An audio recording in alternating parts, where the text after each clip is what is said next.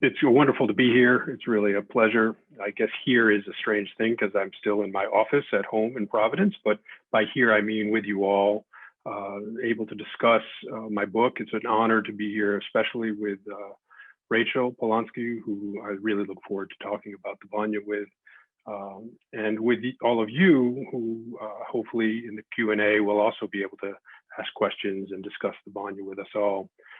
I wish you all health and peace in these very strange times. I'll speak probably for about 15 or 20 minutes.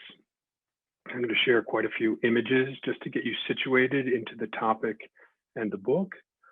Then Rachel and I will have a conversation for a little while, and then we'll open up the conversation to questions. So whenever and wherever there have been Russians, there have been Banyas. Banyas have thrived in the countryside, like this chimneyless black Banya from Novgorod in 2004, and they've thrived in the cities, like this 1930s Banya in Moscow.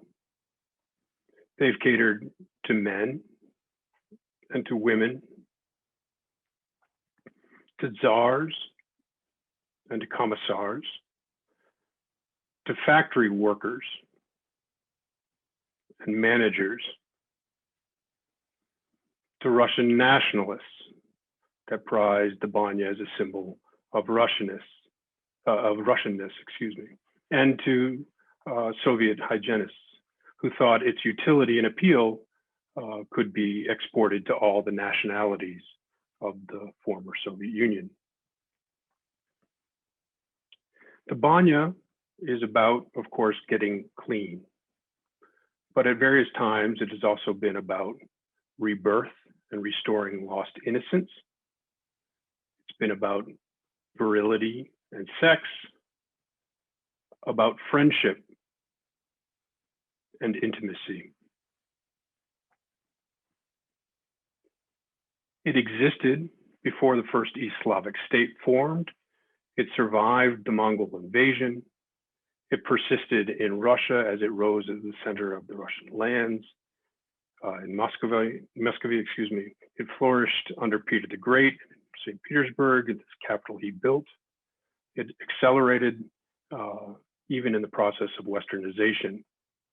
And it remains remarkably popular today, both in Russia, of course, but in everywhere that Russian populations have resettled.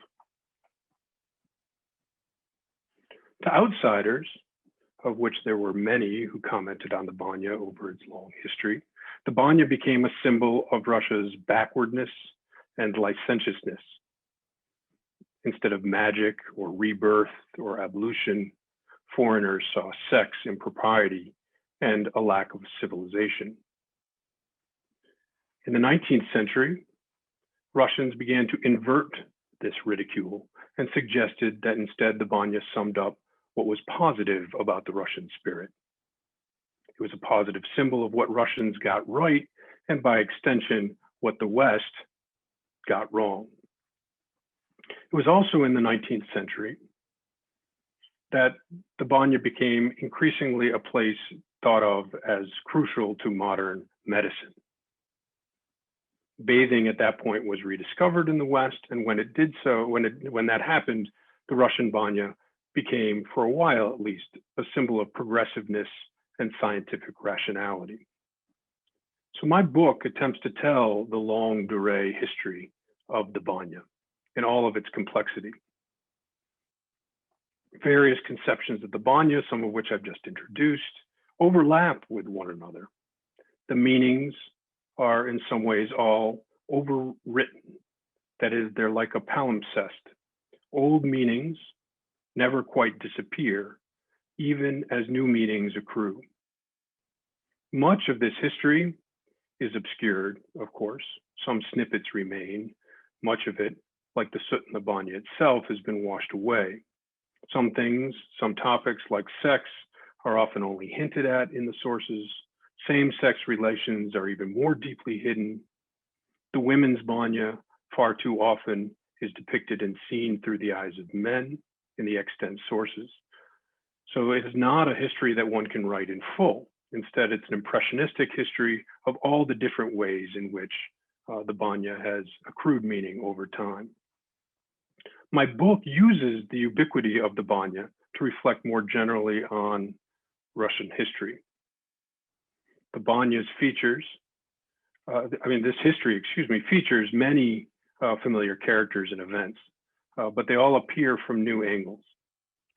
There are a lot of images in the book. I've started to show you just a few, and this is just a quick sample, including paintings, photographs, cartoons, and films, but it's also based on literature, on medical treatises and articles, on government reports and archives, on law codes, on magazines and newspapers.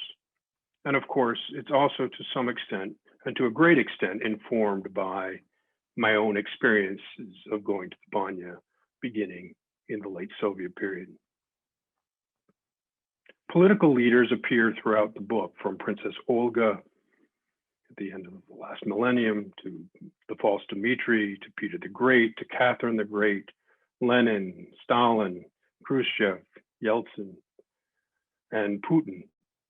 But the Banyas have never been elitists or primarily about political leaders, nor does its history, in my view, conform to political history.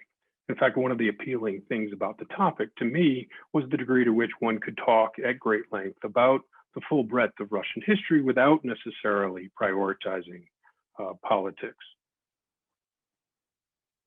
Famous literary figures wrote about the Banya. Dostoevsky imagined it as a place of danger and violence. Chekhov as an innocuous social space.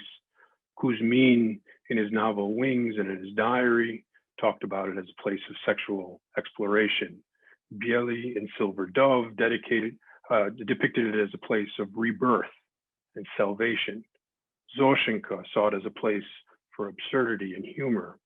Sorokin, more recently, used the Banya to provide a commentary on contemporary life under Putin. Vasily Rozanov saw the Banya as quintessentially Russian, and even Russian precisely because it wasn't first and foremost about hygiene and health. He saw it in a way as a litmus test for what would happen to Russian tradition under the Bolsheviks. And the Bolsheviks, like many before them, saw the Banya as primarily about hygiene. That is, a prophylactic tool that could prevent diseases and as a tool that could be used to treat or cure many diseases. This was true, of course, in the USSR, where they counted the number of times each citizen in each city across all the republics of the USSR could bathe. They tried to, of course, create a system which everyone could go to the bathhouse ideally once a week, or at least once every 10 days. I suppose this is a bit of a spoiler alert, but they never quite managed to attain those goals.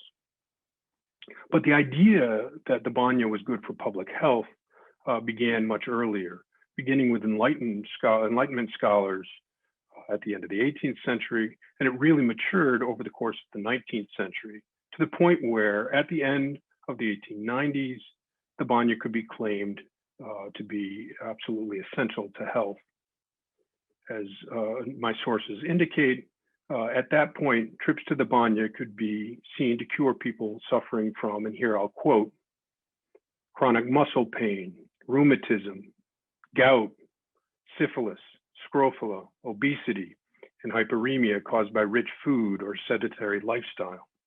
They could also aid people at the early stages of all illnesses in the nose, jaw, throat, bronchial tubes, lungs, urinary tract, and bladder, as well as during chronic illness of the ear canal, throat, tonsils, and nose. But that was not all.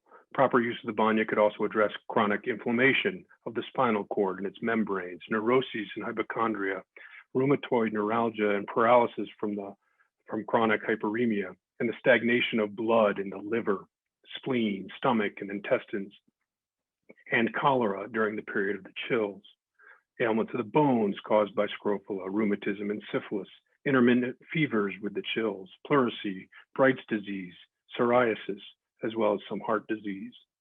In other words, the Banya was seen as a cure-all. The challenge, of course, was to create Banyas that could actually be deemed by doctors to be medically fit or fit for people to use for medical purposes. And it was this benefit that attracted the Soviet state. The Banyas were supposed to be places, palaces of hygiene, places where people could get clean and get well. The working class should be able to be healthy, and the Banyas were a key element of that goal.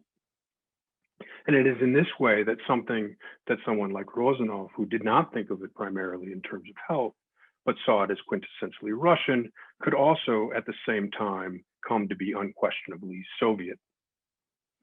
And as a result, it's possible then to follow the Banya through all sorts of key events of Russian history, from the rise of Moscow, from Napoleon's invasion, to the revolution of 1917, from famines where the Banyas were thought to prevent the spread of disease, to industrialization where the workers were supposed to be able to get clean, at least on a weekly basis, to the Gulag, where the Banya was often seen as a hellish experience, to the Great Patriotic War, where soldiers relished their opportunity to go to the Banya, to the thaw, to the Gorbachev years, and to the collapse of the USSR and the rise of New Russia. All of these things can be viewed through the lens of the Banya. The steam of the Banya in some way distorts and distracts, and old stories can be told and retold in new ways. So what does Russian history look like when told through the lens of the Banya? My book notes one thing that's very important to understand about the Banya, and that is this sense of consistency. The idea that the steam room, the parilka, doesn't actually change all that much over the course of 1,000 years. One can imagine a wood-lined room heated with stones heated and water thrown on those stones to create some steam. And one could imagine going into a room like this in 2021 and it being a surprisingly familiar and similar room in 1821 or in 1621 or in 1421, and having the fundamental process appear to be unchanged. One might beat one another with birch branches and run into the snow or a cold pool afterwards and repeat the process. This consistency has made the Banya a go-to topic for those who are fundamentally traditionalists in Russian culture. It shows a resilient culture, a resilient Russia that has gone unchanged despite the incredible transformations that have gone on in Russian society around it. But there's a second element that I think is equally important, and that is that the meanings associated with this act have not been straightforward or consistent. In fact, there's a cacophony of meanings that parallels a diversity of what it means to be Russian. There are three themes that emerge in the book. One of them is physical cleaning and health. The second is spiritual purification. And the third is communal gathering. Each of these, which takes place in the Banya, is fraught with potential risks. The Banya, of course, removes dirt, but it also exposes bathers to bodily fluids and filth that can spread disease. The Banya restores purity, and it is also a place of sinful and defiling acts. The Banya is communal in that it defines the proper behavior and identifies those who belong, and it also exposes transgressions and conjures the threat of those who do not fit in. So the Banya is about health, birth, rebirth, salvation, renewal, and the affirmation of community. But it's also a place where people are exposed to effluvia, parasites, soot, dampness, social mixing, fornication, fire, and corruption. It promises purity, and it introduces the potential for danger. People have made and remade the Banya's significance over 1,000 years. Some have tried to enforce a particular understanding of the Banya to the exclusion of others. And part of the purpose of the book is to counteract that notion that there is only one true Banya, and instead paint a portrait of a variety of different ways in which the Banya has come to mean things to different people. The material Banya, the very act of going, can be seen as neutral, where anyone can wash and all are equal. But the idea of the Banya had the power to renew spirits, create community, and suggest various ways of finding meaning in the world. So these ideas of cleanliness and filth, purity and defilement, social cohesion and transgression have ebbed and flowed. In a way, the very same Banya, is my argument, could house all of these seemingly contradictory activities at the same time, in some ways, depending on the point of view of the bather, him or herself. So the Banya is rural and urban, backwards and progressive, spiritual and scientific, straight and queer, elitist and egalitarian, cleansing and defiling, rejuvenating and befouling, universal, and the exclusive domain of those in the know. In this sense, it is a microcosm of Russia. And my book aims to tell how these layers of meaning accrued over time and to suggest that the Banya and Russia are in these meanings bound together. So that's my brief introduction. And now I thought it makes sense for Rachel and I to have a conversation about this before opening up the topic to everyone else to jump in. Thank you so much, Ethan, for your summary of your wonderful book. So this is the first time I've met Ethan, but I was sent his book last year to review by the New York Review of Books. And here's my review with a lovely picture of the Boris Kustodiev Russian Venus from 1926. And I have to tell you, Ethan, this was the only thing I wrote in the first lockdown, was that review. So it was a strong emotional experience for me. And I have spent most of this year sitting in this room, surrounded by my books, and some of this year writing about your book. So I cleared away some of my books for this event tonight. And as you can see, I've made a Banya display. I don't know if you can see it, everyone. Yes, I can see that. A Viennik made of nice, bit dry now, oak, Dubovi, and my Sanduni hat, treasured. And for the black Banya, the country Banya, I've got the black hat with the Budyonovka. Anyway, and I've got my own book, and I'm just going to say a few words about the meaning of the Banya to me in my own book, and then ask you to talk a little bit on the personal level about what the Banya meant to you and how you were inspired, probably literally, to write your book.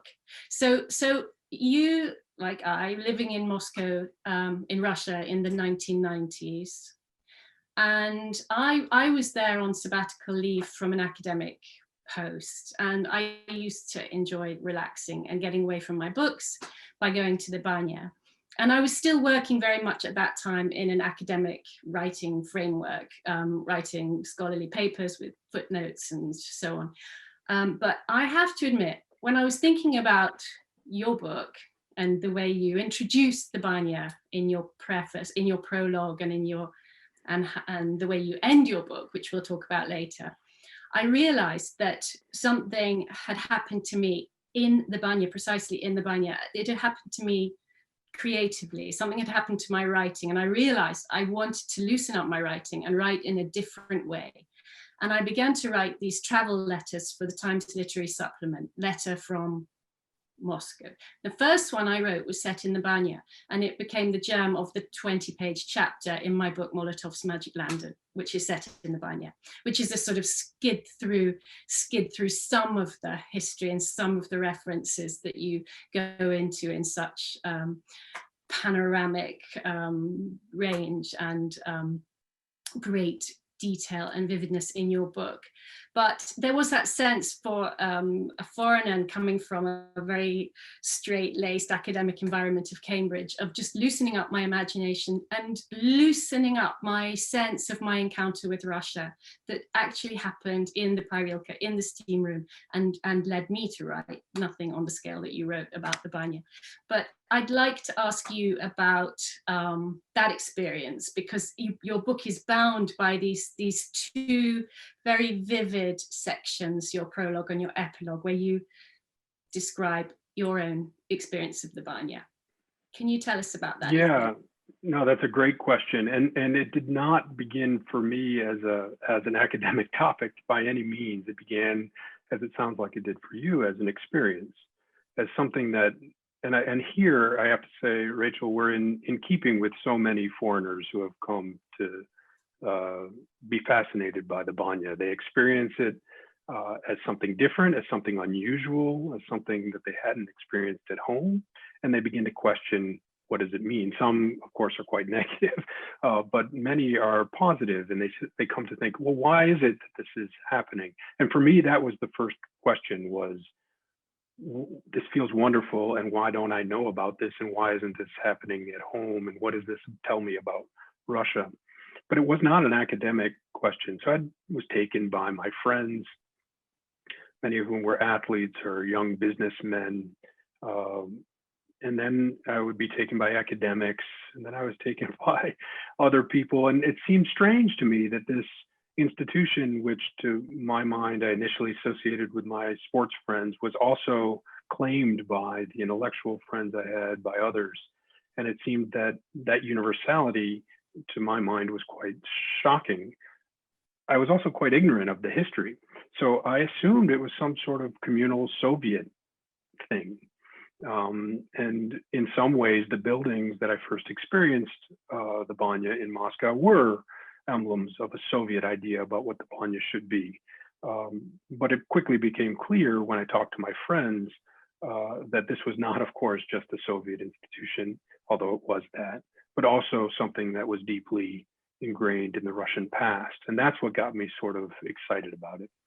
But even then, it wasn't really a topic I thought I could write about.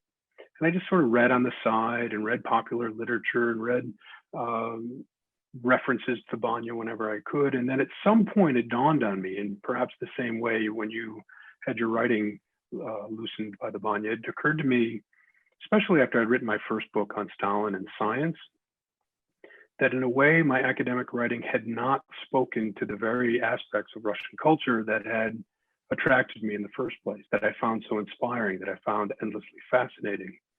And so here I'd written a book about Stalin and science and high politics, but really what I loved about Russia was sitting with my friends and having deep conversations, and the honesty and truthfulness with which I felt those conversations were taking place. And I realized that while the kitchen table and vodka were two elements of that, the element that I thought was least explored and needed most explaining was the Banya.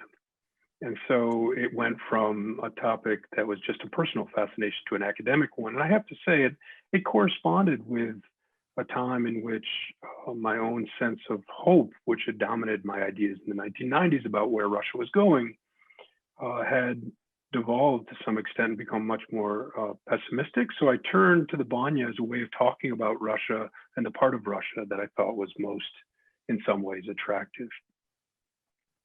And then I realized if I was going to write about this, I had to be in some way a character in the story. It was too important a story for me to not involve myself. And while I didn't want to lace myself through every chapter, I thought it was important to begin and end with how I approached this incredibly personal topic. Thank you. So yes, as you point out, we are in a very long line of foreigners who feel compelled, after spending time in Russia, to write about the Banya. There was never a foreigner who went to Russia who didn't write about the Banya, and we're just one in a line of hundreds. But yours is the big book that covers it. So that's a significant step forward. But it begins with Herodotus coming to the southern Slavic lands and watching these primitive rituals of throwing water onto hot stones, and then a Persian traveler in the 11th century, and then even in the primary chronicle, as you describe, when Russia is self-describing, or Rus, Kiev and Rus, describing its own origins and laying out an identity, the eye of the foreigner is all important to the evocation of this peculiarly Slavic custom. Yes. Can you tell us a little Yeah, about that absolutely. So, and skip through some of that yeah, it's sort foreign of remarkable. I mean, onlooking? oh, excuse me, I'm sorry. No, the primary chronicle, which is in some ways the foundational text of history of Rus, and to which the Russian state later draws its sort of historical origin stories from, discusses the Banya in a number of different places. And one of them is quite well known. It's the Apostle Andrew goes to Novgorod and sees people there undertaking a ritual, which looks shockingly like a Banya ritual today. That is, people are heating themselves to extreme heats, and he says lashing one another with venikim, and he seems somewhat aghast by it as a typical foreigner. Of course, this is a Kievan Rus monk describing what the Apostle Andrew must have seen. But in some ways, then Novgorod, the land of Banyas, is juxtaposed with Kiev, which is seen as a land of churches and a city of churches. And in that sense, as Richard Helley, one of the historians, said, it's sort of the first ethnographic joke in Russian history to suggest that the Russians have this strange tradition and that the Kievan monks were celebrating instead the church. But there are other places where the Banya appears in the primary chronicle, and there it's clear that the Banya is revered and thought of as a major municipal institution. And so what's striking to me is a couple of things. One, of course, the Banya goes back to the very origins of Russia, and even before there were Russians, there were Banyas, as you suggest in Herodotus. But it also seems to introduce a concept that becomes very important to me, which is there are two kinds of Banyas even from the beginning. There are urban municipal Banyas that no doubt made it to Kiev from Byzantium, and before Byzantium from the Romans and the Greeks. And then there are the sweat lodges of the people in Scandinavia further north, and are described as the land of the Novgorod folks. But both of those types are written into the history of Russia from the very beginning. Often when I went to the Banya, I don't know if you experienced this as well, in the 1990s and 2000s, I was told that the real authentic Banya is the rural Banya, is the Chornaya Banya, the Black Banya. But I found that actually in the history, both the urban and the rural are integrated from the very beginning. Which is probably something that isn't probably going to be well received by so many people in Russia, but I think it's there in the history, this attention to urban Banyas from a very, very early stage, to suggest that no, one can't say that the authentic Banya is either urban or rural. Both of them have a claim to that authenticity. And that goes all the way back to these first foreigners who come and start to describe it. And that twin heritage, that Byzantium, Rome to Kiev heritage of what then emerges as the urban Banya is a consistent thread, and that comes out beautifully in your book. The parallel emergence of these bathing traditions, and then the way that they converge in public policy about the Banya in both cities and rural places, and the different mythologies that arise around them.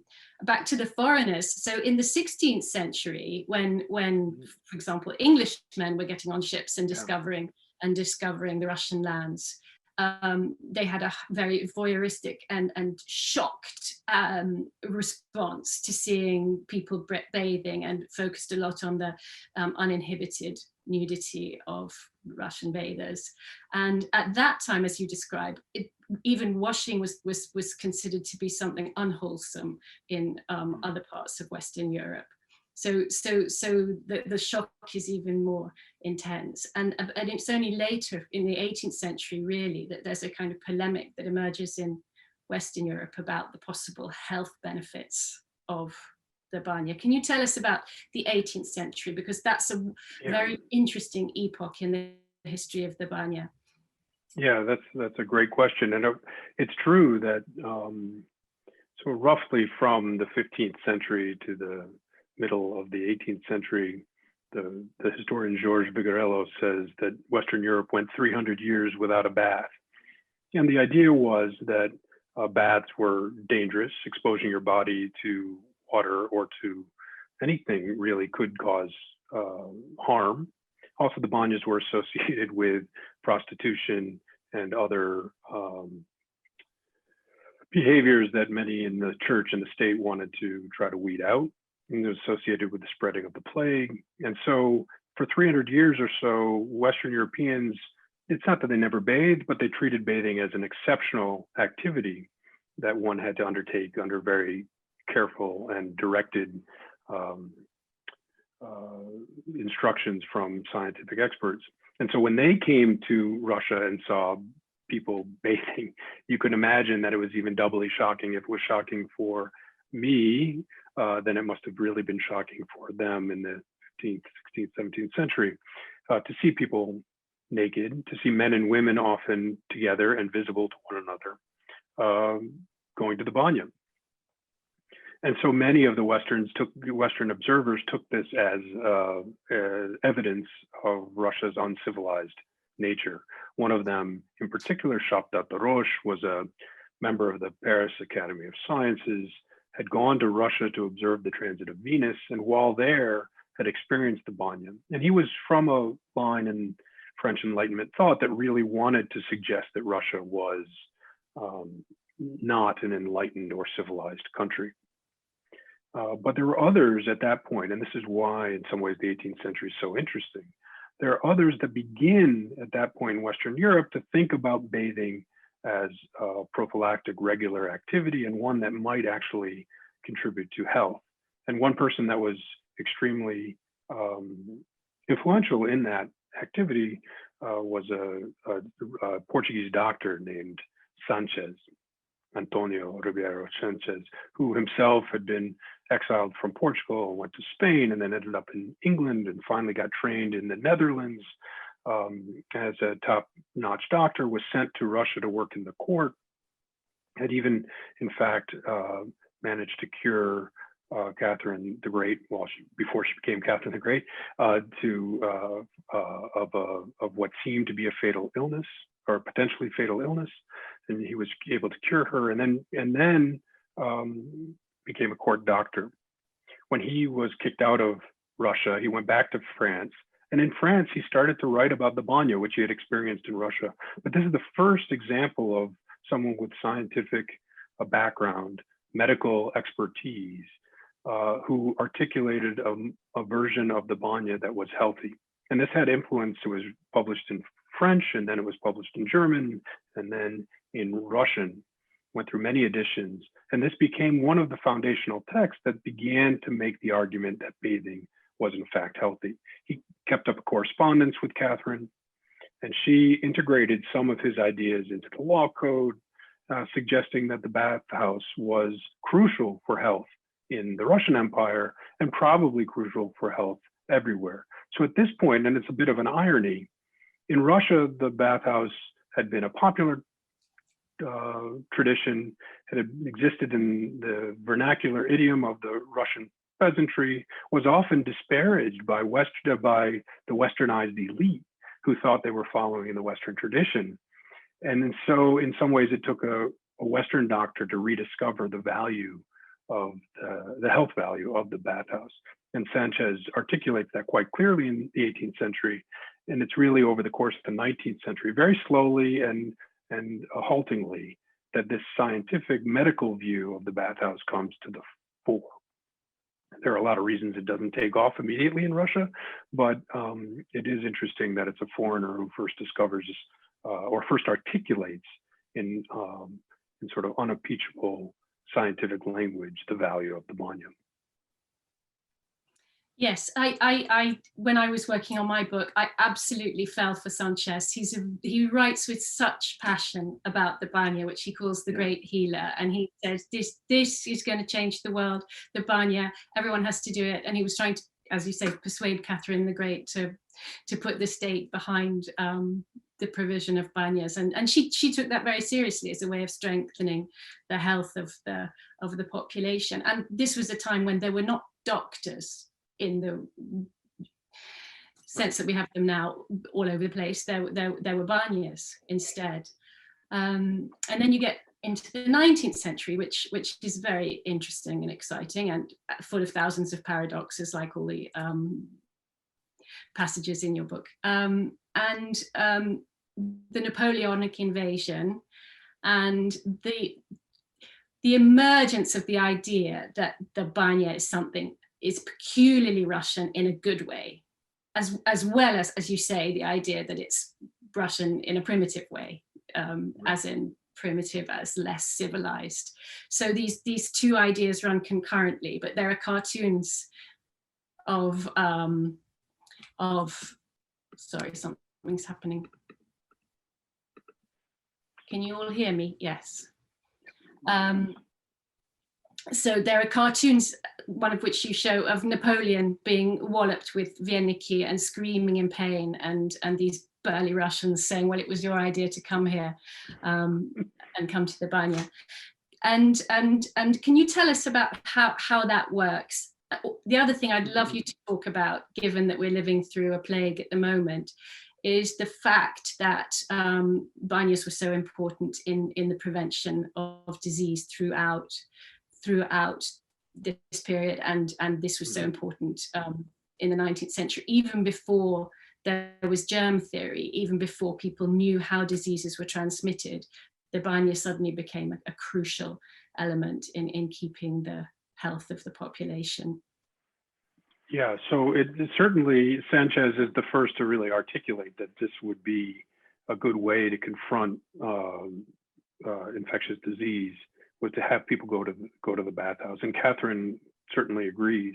What's interesting is that takes off in Western Europe, and in fact, there are people that begin to espouse the need for urban bathhouses in the West, and those are built without much of the tradition that encumbers and defines the bathhouse in Russia. They're able to build bathhouses in Western Europe basically de novo.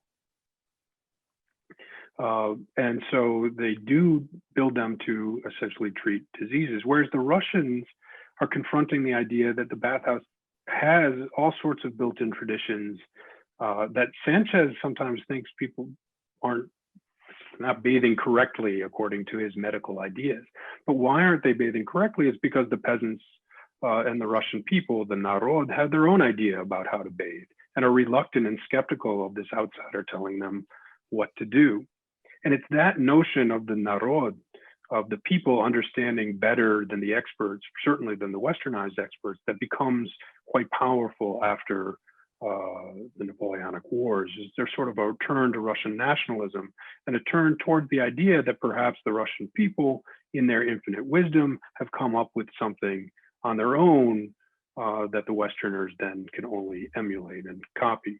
And so this begins to get picked up at the beginning of the 19th century, and in a way creates its own strand throughout the 19th century of seeing the Banya not primarily as about health or disease, but instead about seeing it as a symbol of Russianness, as a symbol of Russian tradition, and accepting in some ways that it contains within it all sorts of contradictions that don't look so neat and clean from a scientific perspective, but are essential from a cultural perspective. So this gets picked up perhaps most by Vasily Rozanov, who writes about the bathhouse in such positive terms, not because it's something that can get people clean, but because it's quintessentially Russian. At one point, he even says, hey, the English have their constitution, but that really only applies to people that are landowners, whereas the Russians have their banya. It's just as old, and everyone gets to go to the banya. We're much more democratic than those Brits. And of course, the constitution is constantly evolving, whereas the banya has essentially stayed the same. That we, again, in a quite conservative traditionalist frame, think of the banya as an emblem of a part of Russia that is resistant to being westernized, resistant to being understood by the West, resistant to modernization or change. So there's a certain challenge there where the banya becomes both an example of modern hygiene and an example of unchanging Russian tradition. And strikingly, many people are able to sort of reconcile those two views and say, yes, it's both. It's both Russian tradition and it's modern hygiene. But it seems to me the most important thing about that is this celebration of it as crucial to health. It explodes in the second half of the 19th century, and that is before the Soviets come to power. So when the Soviets come to power, the last thing that they want to do is maintain spiritual, backward Russian traditions, which the Banya could very well have fallen into that category. So if it was only that trend, the Banya might not have become Soviet. But because it was also associated with public health, the Soviets felt it was the best way to clean the population. Workers were supposed to be healthy. Healthy meant clean. The only way to get people clean was to build enough banyas for them to be able to go. So rather than the Soviet state dismissing the banya, they doubled down and said, we got to build enough banyas everywhere for everyone to be able to go all the time. And they commit a tremendous amount of resources to trying to achieve that. At some point, they thought maybe we should build showers because those are a little bit easier way to clean people, but they decide that the Russian people will not go to them. There's very little patience for baths. The idea of submerging oneself in lukewarm water never quite appealed to them. But when they thought about cleaning up the whole population, they thought the banya was the only way to go. And of course, in Western Europe at the same time, and in the United States, the end of the 19th and beginning of the 20th century was the heyday of public bathhouses. They existed everywhere. And so in that sense, the Soviets were being progressive, and the banya did sort of have its golden moment, whereas both the culmination of its importance in culture and the universal acceptance of the need for bathing to keep the population clean. Of course, bathhouses died out for the most part in Western Europe, except for as spas and treatments or as luxuries. My children's school, the library is now is where the bathhouse in this working class neighborhood used to be. Many bathhouses are converted, whereas in the Soviet Union, they remain quite popular, in part because indoor plumbing is not forthcoming, and in part because the tradition is too entrenched for the Soviets to really take on and substitute with anything like a bath or a shower. So that was a little bit long. I'm sorry. I get excited about that. That took us through the 19th century, and we're now in the 1920s, if not later, and that works well, because in the late 19th century, this literature about the banya began to emerge, and you talk in your book about the satirical short pieces, sketches by Chekhov, for example. Mm-hmm. And then there's something very interesting that happens, as you say, that it was public policy to spread banyas as a means of hygiene for the narod, for the masses in the early Soviet period. But you simultaneously document this kind of social history and the political history, and you've done an enormous amount of archival work, which shows how difficult a task this was for the new regime. And you also show, interestingly, how the theme of the banya was a space for critique, for satire of the failures of the regime within the Soviet context of censorship and political control of speech. In the satirical prose of the 1920s, there's a lot of reference to the inadequacy of the provision of banyas, and you trace in Crocodile this theme of the banya. Can you tell us about that? Yeah, so at first the Soviet state promises banyas to everyone because they think this is something that the workers, and in fact the workers do demand the opportunity to get clean. Under the imperial system, they often had to wait long lines. They sometimes were overcharged to go to factory-run banyas or to city banyas, which would run for profit. So the idea was to municipalize them and run them for the benefit of the people. And that was a promise the Soviet state made. On the other hand, they had a very difficult time actually building banyas. So they, for a long time, throughout the 1920s, essentially just try to reconstitute the old imperial banyas, and aren't able to build very many of their own. When they try to build it, even in the midst of this sort of revolution from above, and all sorts of reasons why Stalin wants banyas to be built, One, to prevent the spread of disease, which were common during the famine. Two, he sort of thought that having the workers be clean was part and parcel of what the Soviet state was supposed to do. But when they try to actually build these banyas, they realize they don't have the materials, they don't have the design. If they have the material and they have the design, they often can't find the workers that they can dedicate to it. If they have the material and design and are able to make a banya, they often don't have the fuel to heat them. If they have the fuel to heat them, they sometimes don't have the water for the pipes. If they have the water for the pipes, they don't have buckets. And all sorts of problems accrue. And they often are built shabbily, or local bosses often divert the resources that are supposed to be dedicated to the banya to other things.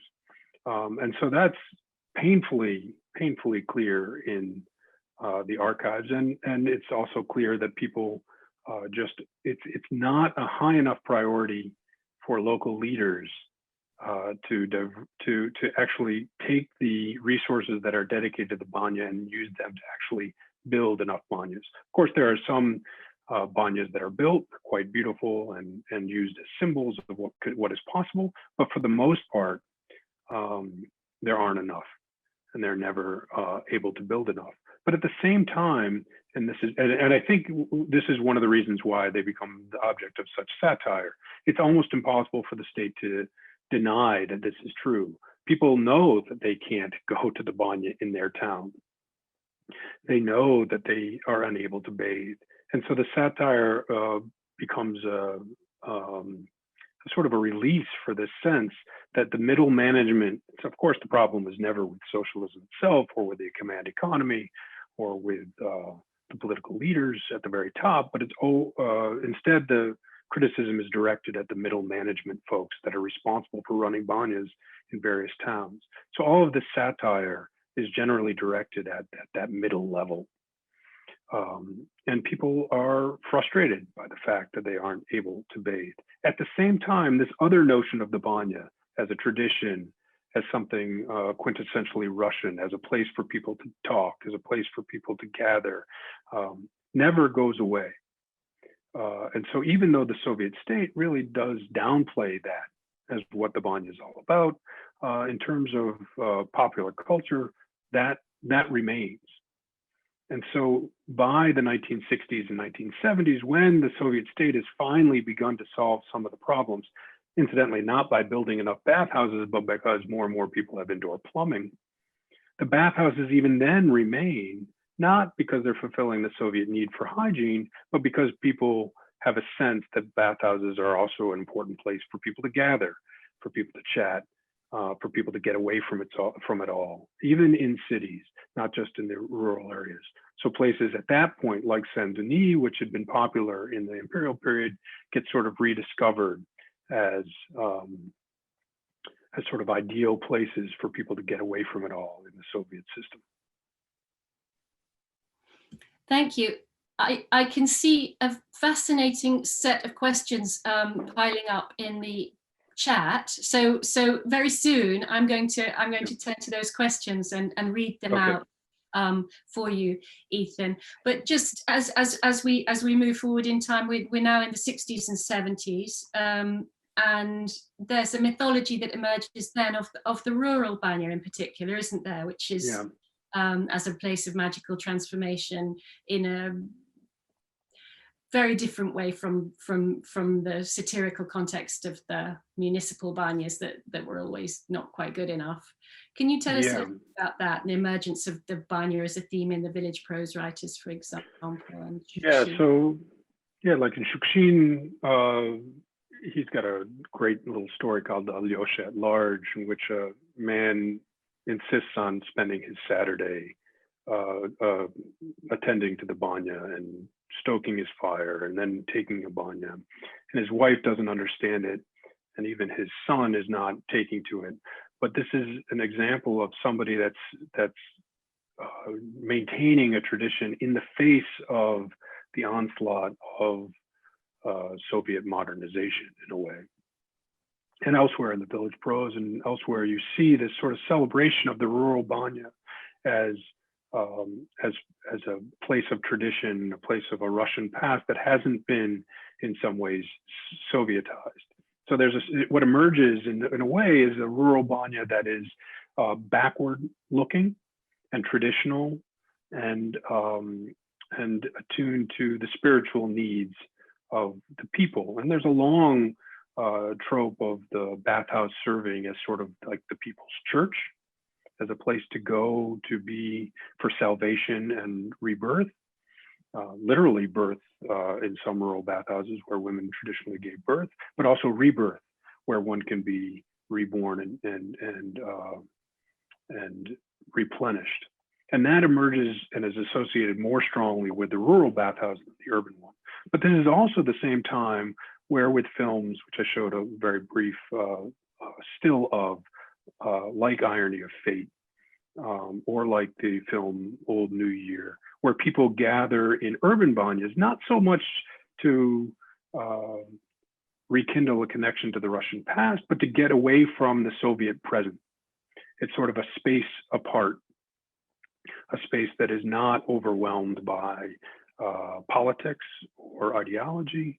And so at the same time, the 1960s and 70s, that this idea of the rural bathhouse as a place of almost romantic and conservative replenishment emerges. There's also the emergence of the idea of the urban bathhouse, not just as a place to get clean, but as a place to get away from it all, not in order to sort of resist the system, but as in a way to sort of rejoin the system after having left. So both of those emerge in the 60s and 70s, it seems to me. And they're not quite the same bathhouse. And I think this is where some of this, and this goes back further, but it really manifests this tension between which is the authentic bathhouse, the urban one or the rural one. That comes to the fore. And certainly by the time I started going to the Banya in the 90s, whether it was in the cities or in the countryside, this division was quite palpable. Thank you. Now, inevitably, you say it's away from politics, but politics does come into it, and we know that Soviet leaders and post-Soviet leaders have drawn on all that mythology of the bathhouse, creating their own personas, and that's going to be a very masculine persona in all cases. We haven't even talked about the male-female gender differences around the Banya. That's a whole theme, but I can see in the corner of my eye that is coming up in the question thread. But can we just... I see Nancy Condi is on here, and she's written beautifully about this, so she can join in and we can all... So Nancy, we're looking forward to you joining in. But just to finish our conversation here, can you tell us a little bit about Soviet Russian leaders and the Banya in recent times, and of course our friend Putin, and there is also a question about whether there's a Banya in his palace. And there has to be. We can think about that too, and we can think about the fact that Lukashenko said that Banyas were the best prophylaxis against COVID. There are many things we could talk about, but could you just tell us a little bit about that theme? So that's, I mean, it's yes, and I think Soviet leaders and even czars had gone to the Banya and used the Banya, so it's not anything that's particularly new. But at the end of the Soviet period, it became clear that some leaders turned to the Banya as in symbolic ways. Yeltsin, for instance, tells a story of when he was in the late 80s, when he had run afoul of the system and been kicked out of the Politburo and was sort of trying to figure out what he was going to do. His handlers took him to a Banya in Moscow, and he said it was just a typical regular Banya. And he went in there and he started to bathe, and the people were supporting him, and he realized that he was a Soviet by tradition and by habit and by upbringing, but in fact, by the time he left the Banya, he realized that in fact he was more Russian than Soviet. So in a way, it's the Banya as a place of community, a Banya as a place of truth, the Banya as a place of leveling, but also the Banya as a place of rebirth and conversion. He went in a communist and came out a Russian. And Yeltsin continues to go to the Banya. He goes with the Finnish leader, and in the 1990s goes with Helmut Kohl. Putin has his own Banya story in which he describes when he was at a turning point in his career and seemed to be out of a job in St. Petersburg, going to the Banya, and it burned down while he was out swimming in the lake. He comes back, and the only thing that's remaining from the ashes of his Banya is a cross that his mother had given him. And it's from that point on that he says, again, he's sort of rebirth, a rededication of himself to politics. It's very common. I think I showed an image of Zhirinovsky in the Banya, who he also seems to claim that this is an essential part of being Russian, is to know how to go to the Banya, but has a very specific understanding of what that means. So it's pretty common for political leaders, Lukashenko, of course, but to evoke the Banya. But when they do, as you suggest, it's a very masculine, very specific idea of what the Banya is. And part of what I try to do in this book is unpack the assumptions of what the Banya needs to be and has to be. And to celebrate it as I suggest, a place of same-sex encounters, a place of where some of the dominant tropes of Russian life could be tweaked or challenged or questioned. You mentioned the gender in the Banya too, and it's sort of interesting. In the government statistics, women and men are treated equally. The bathhouses are designed sometimes slightly larger for men because the assumption is more workers will go to the bathhouses. In urban areas where there are more men that they think will need the bathhouse, they might build more for the men, but they build sections for women, section for men. But the experience of the bathhouse is so overwhelmingly detailed on the male side. And so much of what we know about the women's bathhouse, I do from the written sources, particularly prior to the late 20th century, are from male sources. It's almost the male gaze into the Russian bathhouse, which is not the women's bathhouse at all. It's just the male imagination of the women's bathhouse. When possible, I try to describe the women's bathhouse as well, but the literature simply isn't as abundant, which is unfortunate. So let's pick that theme up from the question thread. Nancy Condi, hello Nancy. Question to everyone, but to you. One gender difference I noticed when I was writing about the bathhouse was the use of food in women's baths, coffee grounds, kefir, etc., to spread on our bodies. And then referencing her the second mother. And am I correct that men tend not to do that? Yeah, I can't speak for all men. There are instances in the 19th century where people talk about spreading ash or spreading honey or spreading other sort of lotions and potions on themselves. And in fact, in the 19th century, some inspectors are particularly upset about the habit of doing that because they don't think that they're necessarily healthy. So there's some concern about that, about both men and women doing that. But as of now, in my experience, again, I'm loath to speak for more. And I should say that while I've been to many, many bathhouses in many different places, I'm a little bit like a historian of religion who is not necessarily a member of the religion. I'm a fan of the bathhouse, but I'm not I don't think I have the experience of all bathhouses that I can turn to in this. So in my research, I can say, yes, in the 19th century, men certainly spread different things on their bodies with the idea that they would be medicinally helpful or for other reasons. But in my experiences of bathhouses in the late 20th century, no, men tended not to. Well, I think there are signs up now in the women's section of the Saint-Denis saying, please do not come into the parilka covered in a mixture of yogurt, honey, and coffee grounds, because it gets messy. And obviously these things are more beneficial for health and beauty than expensive cosmetics. But so it does still go on in the women's banya, and I've never heard of it in the men's banya. But that's. And I suspect, there are a lot of gender differences. One obviously is so much business gets done in the male banya that is exclusive and therefore doesn't allow women in, and a lot of political decisions get done in the banya. In fact, I can't remember her name, but a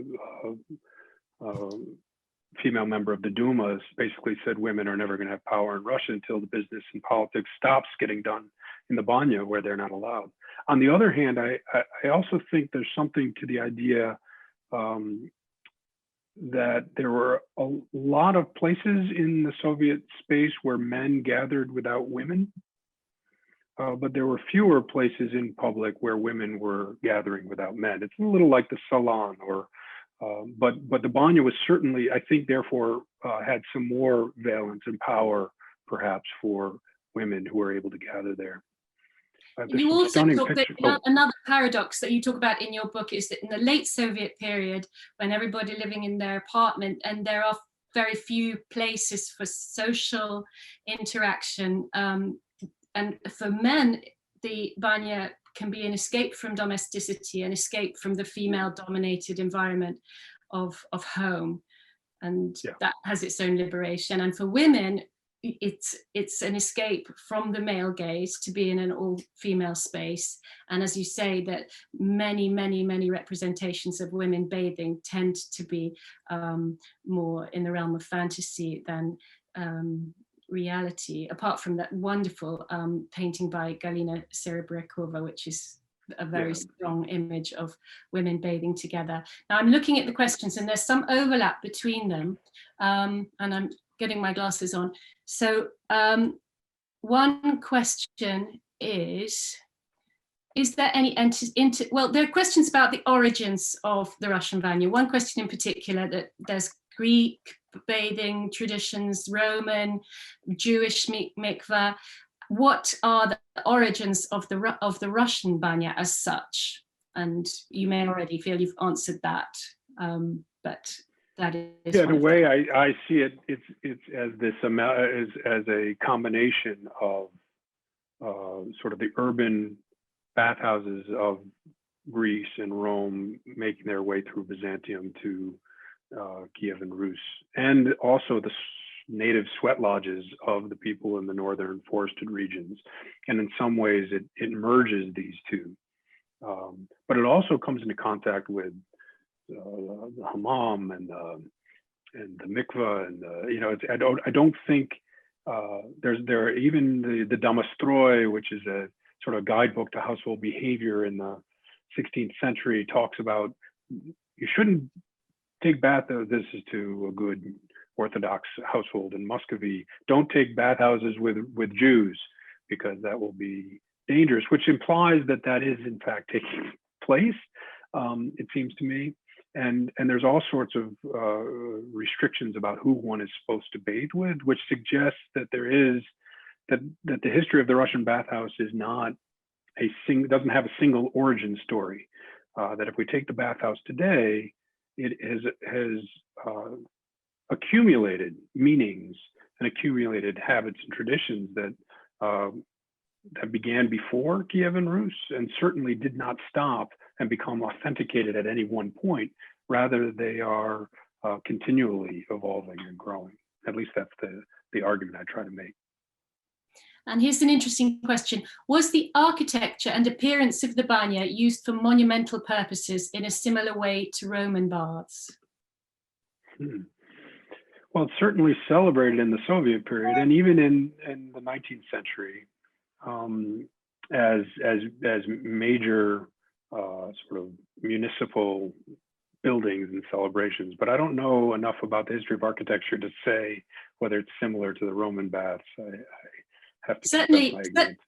Certainly in the in the 19th century, when they were building baths like the Saint-Denis and the equivalent in St. Petersburg, they were exceptionally monumental and riotous pastiche of different styles, with classical columns and Byzantine mosaics and every possible Rococo flourishes and curls, and that atmosphere is still part of the certainly those old bathhouses that have still kept going and preserved. And the men's bathing hall, which is only open to women once a year or something, is much more opulent and much more on the Roman style than the women's, which is already quite monumental in itself, with grand staircases, and it was very much. Yeah, no, I just don't know. I can't speak to the parallel with Rome but yes, they're incredibly elaborate. One thing that's also interesting is that many of the medical doctors at the end of the 19th century are very, very skeptical about all of this elaborate architecture and design, because they think it's going to be great crevices where dirt will gather and where, and in fact are not the healthiest way. They want simple design. So what you see in the Soviet, even in the Soviet era, when they build monumental buildings, they're not quite as ornate or elaborate as they were in the late imperial period. And yet, in some ways, Saint-Denis remains the Banya. Go ahead. Sorry, I interrupted you there, Ethan. There are a couple of questions about that relationship of Banya culture to the sanatorium culture in Russia. The idea of taking holidays at sanatoria, how that links with Banya culture. Yeah, I don't know the full answer to that, but my sense is that sanatoria are sort of special events and special things to be taken, obviously by the people in the Soviet period, but not as prophylactic or habitual. So in the Soviet Union, the Banya becomes, it's not supposed to be a spa-like experience or a relaxation. It's supposed to be a very almost industrial experience. And that's why in some ways, like Rasputin in his Farewell to Mattiori sort of suggests that the urban Banya is just a factory in which one gets clean, which is antithetical to the idea of the rural Banya. So in the Soviet sense, the sanatoria are it's a different way of achieving. They both have the goal of health, but the Banya is much more utilitarian and prophylactic daily routine. That's my sense, at least, but others may know better than I on this call. So there's a question about your experience of scholarly research on the topic. Can you talk a bit about your exploration of the archives in Russian and how it was possible to focus in on such a wide yet specific area of research? Yeah, that's a great question. And there is no Banya archive. And so it's very difficult. My first book, there was a section in the party archive that I knew I had to go through some, I don't know what it was, something like 900 requests. And once I made it through those requests, I could be pretty confident that I knew all the paperwork that had traveled through the Central Committee on my topic. There's no equivalent to the Banya. So it was a very eclectic kind of approach, in that I would look for references to Banyas in books and then try to track down those references in archives. The Soviet period was a little easier than the Imperial period. In the Imperial period, the only archival sources I ended up being able to use were the municipal archives in St. Petersburg, which monitored bathhouses and inspected bathhouses at the end of the 19th century. And those were quite helpful. And I had help from Olga Petri, who's at Cambridge, with those. She was excellent. She's written a very good article on queer life in bathhouses in St. Petersburg. She was a help with those. But in the Soviet period, I went into GARF and started looking at the various ministries that were involved in public health. And those documents are quite extensive, in which they gave charts and details on precisely how many bathhouses were built, and memos to the Central Committee and to the Submin explaining why they were unable to build the number of bathhouses they were supposed to build, and trying to outline the reasons. So the Soviet state kept remarkable documentation of this. One of the most interesting archival stories was the Ministry of Communal Health, or which the bathhouse fell under, had not yet been sent to the archives at GARF and remained housed in a building right near Lubyanka. And so I would go there and have to show a pass and get essentially led into this building that connected underneath through the basement with Lubyanka. And the archive was housed in the basement. The archivist would just let me in and show me down there.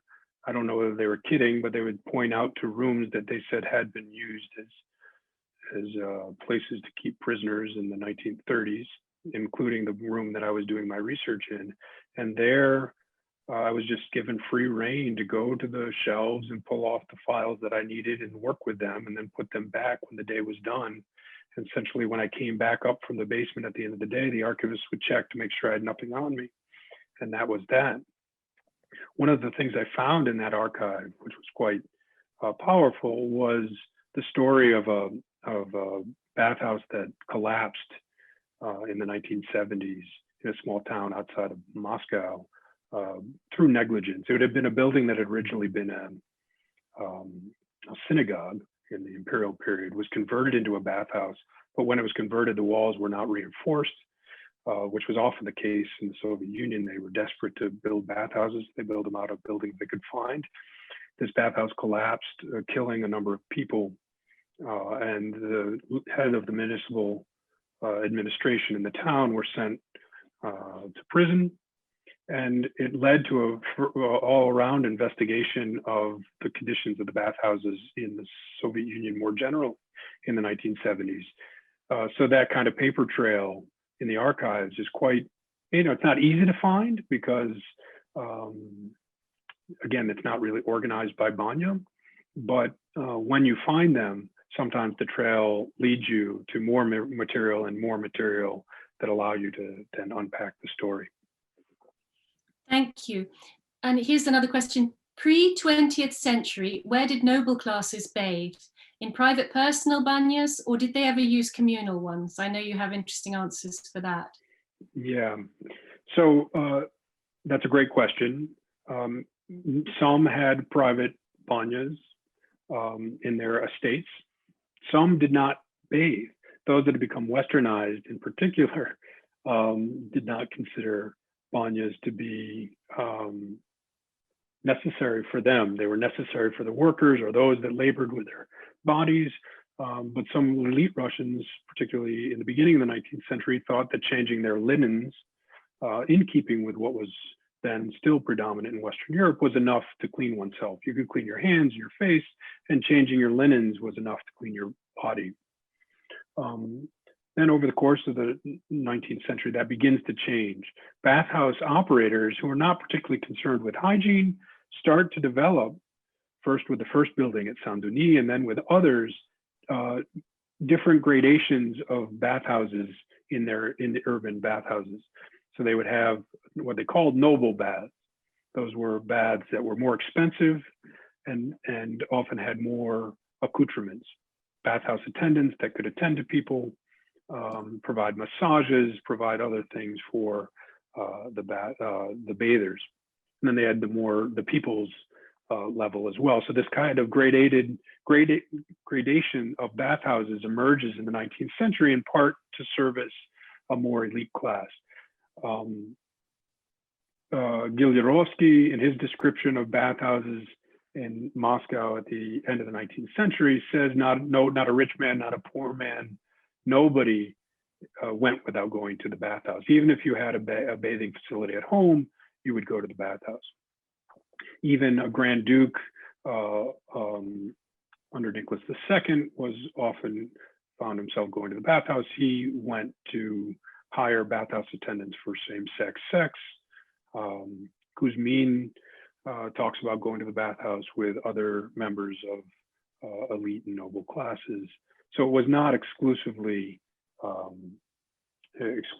the lower classes by any means, but a number of people in the upper class eschewed the idea of going to the public bathhouse. In fact, there's Princess, gosh, I'm trying to remember her name. She came back to Moscow, to Russia during the Civil War, after the revolution, and ends up going to a public bathhouse for the first time in her life. And she's quite shocked at the filth and grime that she sees. So I think there's a range of different answers to that question, but some in the elite class certainly do go to the bathhouse prior to the 20th century. On another tack, have there been any Russian reviews of your book? If yes, what have they concentrated on? And what have you been able in your book to add to the Russian understanding of their Banya tradition? And have you had any offers of translation into Russian? Yes, so it's been translated and will come out, I think, in March or April. And I'm curious to see how it's received. I don't know of any Russian translations. There have been Russian translations of reviews that appeared here in TLS, New York Review of Books. I think references to Rachel's review and others in Russian, but I don't know of full-fledged Russian reviews. There's been a Finnish review, which I had to use Google Translate to figure out what it might have said, but it is coming out in Russian. One thing that's curious, though, about it is I am trying to explain a Russian tradition to foreigners, and foreigners have, as Rachel and I have both suggested, been fascinated by the Banya for a long time. But I also want to explain the Banya to Russians who often take it for granted. So in some ways, it's the thing least taken for granted by foreigners, and yet it is very often taken for granted by Russians themselves. In fact, people would say, why would you write a book about the Banya? And so one of the things I want to do is not just write another book there are plenty of books in Russia that celebrate the Banya and are sort of hagiographies of the Banya. But what I wanted to introduce is a book, again, not by someone that's just madly in love with the Banya and wants to celebrate it, but someone that wants to celebrate the complexity of the Banya and the degree to which the Banya is not just good and not just progressive and not just Russian and not just straight. And in that sense, introduce back to Russia an idea of a Banya that's much more eclectic, and an idea of Russia that is in some ways broad and eclectic, which is the part of Russia that I like most. So I don't know how it will do. It was written for a certain audience to introduce a custom to them. But I think there's enough in there, and I discovered enough that isn't widely known for a Russian audience to appreciate it as well. So there are three more comments or questions that I'd like to draw attention to before we finish. We only have a few more moments. Firstly, there are a number of experts in our audience, and it's a shame we can't all mingle more freely, but there's a note from Andrei Kovalevsky saying, I'm an experienced user of the Russian Banya with medical education and wrote a book called The Russian Traditional Banya as the hydrotherapy modality for health and well-being, where I tried to summarize all available up-to-date scientific evidence about benefits of the Banya. So I'll leave that with you. And that's very good to hear. And thank you. And Andrea, if you could write to me, I'd love to see that. That sounds fascinating. And then two sort of intersecting questions. Could you talk about the history and timeline of the Banya becoming the Banya as such, the Russian Banya becoming popular around the world, London, New York, etc.? And then another question saying, are there still guidebooks of Banyas about how to use them, etc., for travelers and also for travelers? Mhm. There are a lot of discussions of the Banya in books in Russian. I don't know whether there are a lot of guidebooks in English for using the Banya. I'm sure they exist. I don't know. In terms of the Banya's sort of travels in the outside of Russia, I think there are essentially three waves we can think about. One of them is when bathing is rediscovered, as I suggested, late in the 18th century and into the 19th century. Western Europeans and Americans begin to build bathhouses of their own. Some of those bathhouses and some arguments are made. This guy named Matthias Roth, 1850, makes an argument for why Britain needs to build Russian bathhouses for health, and gets the ear of people in public health to think this is a pretty good idea. So that's one wave, is this sort of medical idea that we need to wash the masses. And if we do, what's the best technique? And many people come to argue that the bathhouse, the banya, is the best technique. And so they import the banya into these places. In fact, to the point where some Russians are lamenting that one can find really well stocked and well-run Russian banyas in London, Berlin, Paris, New York, but not in many of the towns of the Russian Empire itself. That's in the 19th century. So that's one wave. A second wave is with Russian immigrants themselves. So with the wave in the 19th century of people leaving the Russian Empire and heading towards spots in the United States and Western Europe, they often brought bathhouses with them. And they did this right at the moment when, again, municipal bathing in these cities was booming. So in New York, on the Lower East Side, there's a Russian bathhouse that is still extant and was built at that moment to service the population of the Lower East Side, but also, and particularly, the Russian population, which wanted, in particular, banyas, not just showers and tubs. And I would say one thing that's interesting, over the course of the 20th century, as indoor plumbing emerges, as more people have ways of bathing at home, the municipal banyas in Western Europe begin to die out. In the United States, in particular, they become places that are associated with homosexual culture and thrive for much of the 20th century, but then in the AIDS epidemic are shut down. San Francisco, a number of them were shut down, and other cities across the United States. And so then the third wave, I would suggest, of the Russian banya is in the 1990s and 2000s, when people are reopened to Russian culture, reintroduced to Russian culture, and discover the banya, much as Rachel and I did, as this incredible place of relaxation, of bonding, of an incredible feeling that one gets when one steams oneself to really high temperatures, jumps in a cool pool, and repeats the process. And so that then becomes kind of a hipster thing in New York, in Seattle, and San Francisco, to service some of the Russian population, the immigrant population, but also with sort of Russo-curious Westerners who want to experience something that's authentic and really appreciate the idea that this is like not just for health, but also like a spa experience.